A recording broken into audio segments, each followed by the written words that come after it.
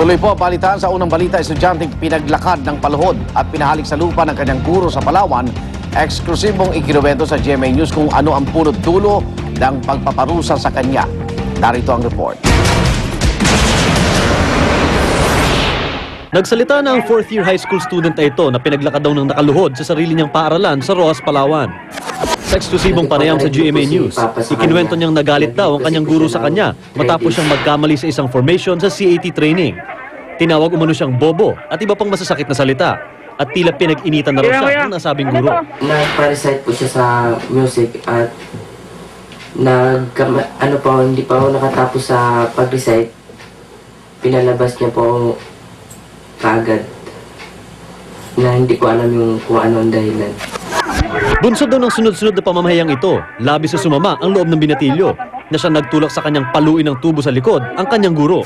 Nablangko po ako kasi nasaktan po ako sa pagpapahiya niya sa akin sa loob ng klase.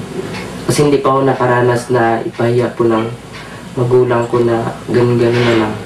Humingi rin siya kalaunan ng tawad sa guro, pero pinapili raw siya nito kung maglalakad siya ng paluhod at hahalik sa lupa, kundi ay sasampahan daw siya ng kaso. Pinili ng estudyante ang malapinitensyang parusa kasama ng paghalik sa lupa. Sakit po. Hindi ko matanggap na ganun yung luluhod na halik sa lupa. Kasi para siyang Diyos na naluluhodan. Iniimbestigahan na ng Department of Education ang insidente. Kahit para totoo ngang sinaktan ng binatilyo ang kanyang guro, hindi raw tama ang ipinataw na parusa. Nakabalik na raw sa pag-aaral ang naturang estudyante. Mensahe niya sa mga kapwa mag-aaral. Sa lahat ng nanonood ngayon, huwag niyo po akong tularan. Para sa unang balita, Mark Zambrano reporting.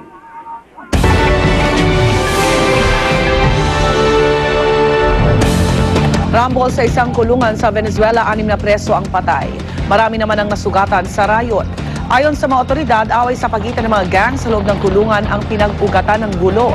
Ang gobyerno naman ang sinisisi ng mga kaanak ng mga nasawing preso.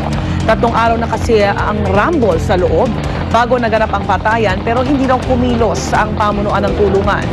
Matagal nang inirereklamo ng human rights group sa Venezuela ang mga insidente ng rayon at sa loob ng mga bilangguan.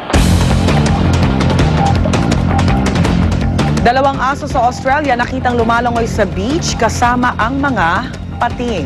Sa amateur video na ito nakuha ng isang beachgoer, makikita ang 2 asong lumalangoy sa dagat. Kung titignan mabuti, makikita sa mababaw na tubig na mayroong ding naglalanguyang mga pating.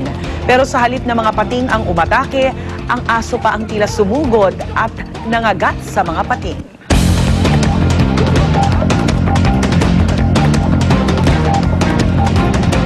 Oras na para sa unang chika. Narito na po si Luwan.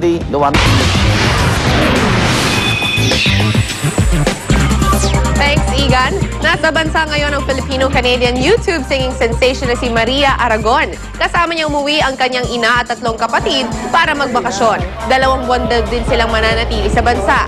At mula Maynila, pupunta sila sa Ormoc, Leyte. Sumikat si Maria na maging hit sa YouTube ang version niya ng kantang Born This Way ni Lady Gaga. At nang tanungin namin kung sino ang kanyang mga iniidolong Pinay singer, ang sagot ni Maria, sina Charis, Regine Velasquez at Lea Salonga. Without him, I feel his arms around me. And when I lose my way, I close my eyes and he has found me. Patikim pa lang po yan ang aking mga showbiz balita. Marami pa sa aking pagbabalik. Hirit pa namin mamaya exclusive pagnanakaw ng laptop sa isang klinik sa Maynila. Nakunan ng CCTV. At mga hinihinalang magnanakaw ng tricycle sa Nueva Ecija, arestado. Abangan yan at iba pa sa unang balita mamaya.